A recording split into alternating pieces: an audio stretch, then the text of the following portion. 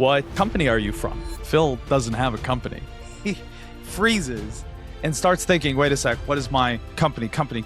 And the only thing he can think about is his room back home in the United States in Portland, Oregon, where in his room he has these ribbons that he got from, competing in races.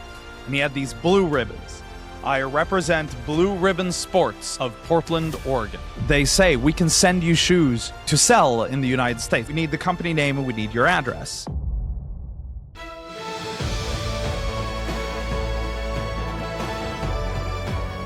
Welcome to the Swedish Wealth Institute podcast. I am Daniel Wood, your host, and this is episode 2 of the story of Nike.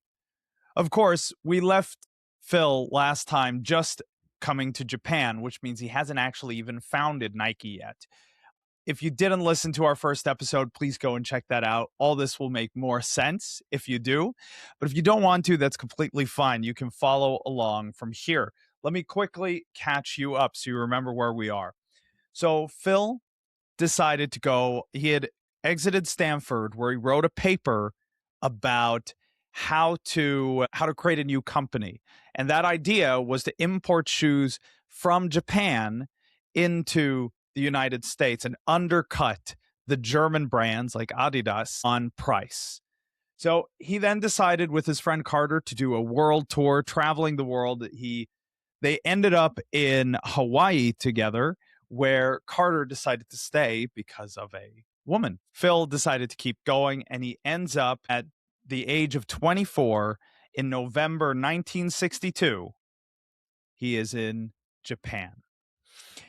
This is about, so to frame things now, remember, this is about 2 decades after World War II ended, which means Japan has gone through the horrible loss in World War II, obviously in fighting against the United States, meaning North America, the Americans were enemies of Japan. There's a lot of emotion still going through. Phil remembered as a kid, he would hear, the stories on the radio about, how the battles were going. And, at the beginning of the war, that Japan was winning everything. And then slowly things turned and the United States won, and then obviously ended it with the first 2 atomic bombs. So this, less than 20 years later, he is now in Japan. And they were not just rebuilding as we lost the war, our cities were bombed, we have to rebuild. They were looking at the United States, and their psychology was kind of, they beat us. We need to take what they did well, learn from it, and implement. So Japan was modernizing and industrializing along the Western model. So they were building factories, they were starting to produce, and they were starting to compete with the Western world in production. So as you remember, when Phil wrote that Stanford paper about importing shoes, he didn't just get that idea out of thin air. That was actually happening in the camera industry. So cameras were imported from Germany, and the Japanese brands were coming in and undercutting on price, not yet on quality, but on price. And he thought, wait a sec, we can do the same thing in shoes. And this is a kind of the whole thing that Japan was going through. And obviously, as we know, with what's happened in the decade since, Japan had massive growth in their economy. So this obviously worked. So as Phil comes to Japan, and he's there as a tourist, but he's also got this business idea in the back of his mind. And he talks to his dad, and his dad recommended he contacted a newspaper or a magazine in Japan called The Importer. Now, The Importer was created by 2 GI vets, so 2 American military men who'd stayed in Japan after the war because they loved the culture. I believe they'd married locally. And what they were doing was they were helping U.S. companies understand the Japanese culture because it's very different. And we'll talk about that in a moment. So they would help make these connections between the U.S. companies and the Japanese companies to help this expansion and build out. And they had this magazine, The Importer. So when Phil reached out to them, they were happy to take a meeting. They invited him to their office, which was, tiny little office. It was just the two of them running this. But they talked about, the difference in America, as a lot of us know, that people are very direct. They can be very loud. It's very, we want to sound the biggest, very Western, right? We're the biggest, we're the strongest, we're the best. In Japan, it's a different culture. People are more indirect. It's more subtleties. It's more ceremony. There's more patience. You get to know each other. You don't force the yes or no. It's more conversational. It's more of a process. And it can feel very, very different. Now, I've done some business myself in Japan, and I've found most of the ones I've worked have been very Western in their communication. So this has obviously changed over time. So I'm not saying that's how it is now, but that was at least how Americans back in the 60s felt that it was. It wasn't as direct. It was a lot slower. There was a lot more ceremony.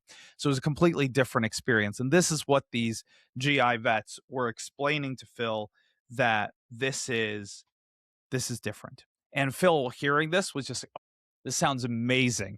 As you remember, in Hawaii, he was going door to door trying to sell these dictionaries, and he hated that kind of direct sales. He wanted to be more understated. He wanted to have a conversation. He wanted to talk about, the passion of the product, and, get to know each other and build a relationship. So he felt that this fits him much, much better. So before he got to Japan, because he'd had to write this paper in Stanford, he'd researched the market, and he'd found a company called Onitsuka that made tiger shoes. So Onitsuka, apologize for my pronunciation, was founded by Kikashiro Onitsuka right after World War II.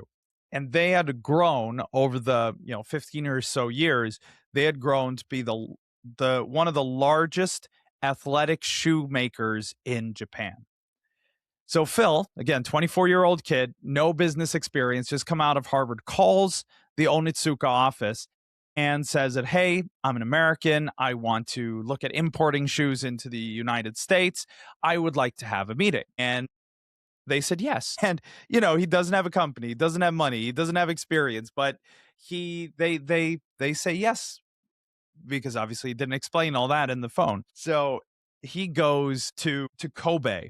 So he takes the train from Tokyo to Kobe, to where the Onitsuka office is. And he's thinking about, what am I going to say? What am I going to say? And he's thinking, well, the demand for shoes, for running shoes, is going to go way up in the United States. That's a growing market. Japan's quality is going up, and the prices for German shoes are way too high. So his analysis was, in the United States at the time, there weren't a lot of runners. Like, jogging wasn't a thing, right? We got to go back to the 1960s. Phil says this himself, and we'll talk about this more in the next episode, that when people were out running, they were seen as freaks. Like, this was weird. So, I mean, there were people, they would throw drinks from their car at runners if they could. Like, it's really horrible. But they were seen as weird. But it was also a growing sport, because people loved watching the track competitions when they were in college and after. So professional runners was one thing. Hobby runners wasn't yet a thing, but it was starting to catch on. And this is what Phil saw as an insider in the sport. He said, well, this is going to keep growing. The problem for the runners were either the shoes were really low quality, or they were high quality but really expensive. And his hope was that Japan could solve the problem and give better shoes at a lower price, and thereby he would be able to take a big market share. So this is his pitch. He'd gotten dressed in his only suit. He had one suit. He was dressed in it. He gets to Kobe. He comes into the office, and they have no idea who he is. They have no idea why he's here. And after trying to talk with them for a while, they realize, wait a sec, you're in the wrong office. So he has to hurry across town to the other office, but he makes it on time. And now, nervous, having run, stressed, he gets into the office. He has his practice script. He is ready. And, he's thinking, I'll get to sit down with just someone in the company. I'll pitch what I got, and then they'll go back to the offices. Well, he is welcomed with open arms. They show him around the entire, factory and the production. And they explain that they make 15,000 shoes a month, which of course Phil, having no experience from the industry, has no idea if that is good or bad, so he just kind of goes, impressive. And then the guys, they drop him off in this conference room, and it's this big long table, and they say, here, you go and sit at the head of the table, which, having spoken to the GIs, he understands this is a place of honor, of respect. So they're showing him respect by putting him at the head of the table, which is really cool, but also just makes him even more nervous. Like he's never done a business meeting before, so he's really, really nervous, and this is his dream. And now it turns out he doesn't just get to sit down with one exec. The whole room starts to fill with these Japanese executives, and he has no idea what's going on. Now, one thing he does notice, even through his nervousness, is that a lot of these executives are pretty young. Like, they were people that they were obviously alive during the Second World War, but they weren't fighting in the war, right? They experienced it, but they weren't fighting in it. So they were more like him, right? So maybe that wouldn't be, a big issue, at least culturally, was his hope. And so finally, everyone sat down, and they're all staring at him, waiting. And he realizes they're waiting for him to begin. So he begins, and he starts talking about, the American shoe market is ready. And just as he's kind of trying to get started, and he's feeling like, can't connect to the room, like I'm not, it doesn't feel right, the energy is off, Mr. Miyagi, no, that's not right. Let me say Mr. Miyazaki. Sorry, Mr. Miyagi is from Karate Kid. Mr. Miyazaki stops him. And we'll talk more about Mr. Miyazaki as these episodes about Nike continue. So we'll just leave it at, this is his introduction, but remember the name, Mr. Miyazaki, okay? Not Miyagi, Miyazaki. He interrupts him and says, what company are you from? Now, remember, Phil doesn't have a company. He has prepared everything. He has the market analysis. He's got the opportunity analysis. He has the whole story about why Onitsuka should expand to the US. But he hasn't even thought about, what if they ask about my company? So he freezes and starts thinking, wait a sec, what is my company? And the only thing he can think about is his room back home in the United States in Portland, Oregon, where in his room he has these ribbons that he got from, competing in races. And he had these blue ribbons. And he says, blue ribbon. And then he takes a deep breath. Gentlemen, I represent Blue Ribbon Sports of Portland, Oregon. Mr. Miyazaki smiles, and Phil keeps going. And finally, he's feeling a little more confident, and he goes through his entire pitch, all of everything. And when he's done, there's complete silence in the room. And he's thinking, okay, what's going on? And then all of a sudden, one of the execs starts talking. Then one of the others starts talking. Then now all of a sudden, they're all shouting at each other, talking back and forth. And then all of a sudden, they all get up and they leave. And Phil is sitting there alone in the conference room. Can you imagine? He's sitting there, they're all yelling at each other in Japanese, and he doesn't know Japanese. He's done his whole pitch, and then they all just leave. And he's like, okay, did I screw this up? Should I stay? Should I just leave? Like, is this a cultural thing? Like, what's going on? He decides to sit. He stays. And after a little while, the executives start coming back into the room, but they're bringing shoe samples. They're bringing sketches. They bring materials. They put them all on the table. Mr. Miyazaki gets up and he spreads them out, and so that they're easy to see. And he turns to Phil and he says, "We have been thinking of expanding to North America for a very long time." Phil's like, "Oh, I thought it was my idea. It was brilliant."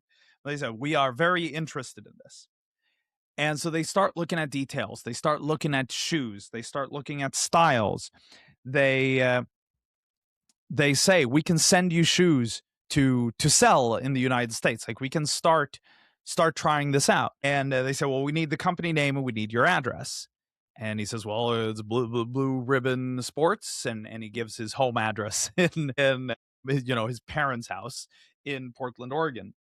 And then there's the question of money. And they say, well, we can send you a few samples. You can see how they feel. You can see how they work in the market.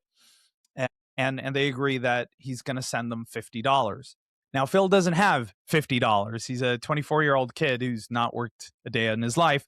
So after the meeting, he calls his dad and asks his dad to wire a check to Onitsuka for these first shoes. So Phil is true. Nike, like Nike, was started by a 24-year-old kid who wanders into an office of a Japanese company, convinces them to sell him sample shoes to a company that doesn't exist, send the shoes to his parents' house with money that he doesn't have, so he has to ask his dad for a loan, and he borrows $50. So this is the auspicious start of Nike. Well, what happens next is equally interesting. Phil continues his travel through the world. So, right, he started in Hawaii, comes to Japan. He goes through Southeast Asia. He travels to India. He travels to Nepal, the Middle East, to Africa, to Europe, where he stops by in Greece and sees the Parthenon. And of course, there he sees the statue of Nike, the goddess of victory. Now, we'll get back to that. After his European tour, he finally gets home to Portland, Oregon. So he's been gone for about 3 months after the meeting with Onitsuka. All in all, he was away for about 6 months. And as he comes home, he hurries in. He's like, yeah, where are the shoes? Where are the shoes? And his parents say, well, there are no shoes. So it's been 3 months. They've paid the $50 and no shoes are waiting. Obviously, Phil gets really worried about this. And we are going to end this episode here. I am sorry to leave you on a cliffhanger, but you know what? Next episode, you will learn what happened with Onitsuka. How does Phil continue this journey? How does he start selling shoes out of the trunk of his car? Basically the same kind of cold knocking that he did with the dictionaries. But how is it different when you sell something you're passionate about compared to something you don't really care about? Well, we'll see. It might be a multi-billion-dollar difference. We'll also start seeing some of these amazing personalities. Jeff Johnson, who comes into the company. We'll talk more about Bowerman.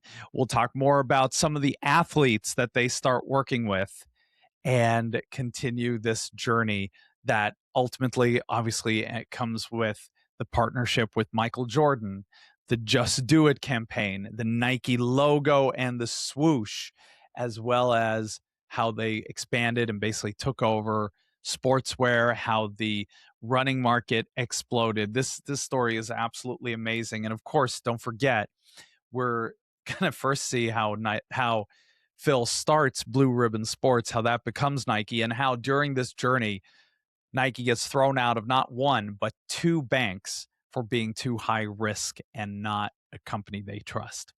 So we'll continue this story. I hope you've enjoyed it. Please let us know in the comments if you like this format.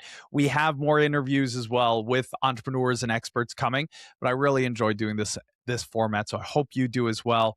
Please do as thousands of other people all over the world, and subscribe to this podcast so you don't miss other episodes as they come out every single week. And again, as a thank you for listening, we want to, as always, give you a gift. Now, I would love to invite you in to the Swedish Wealth Institute community. This is a community of entrepreneurs from all over the world. And what we do in this community is we help you identify where are you now, where is it you're going, and then what is your number one limiting factor. And then the cool thing is we can then help you, connect you with whatever it is that's going to help that you need to overcome that limiting factor. It might be an accountability buddy. We can help you find the perfect person to sit down with once a week and discuss, what your next step is, what actions you are taking. We also have a course library with courses from 100 different trainers. We have more courses being uploaded every month. And that includes trainings from Dr. John D. Martini, from Jack Canfield, and others. And we'd love to have you. It's 27 euros a month normally. I want to give you 2 weeks free access so you can try it out, see what it is, see if it's a fit for you.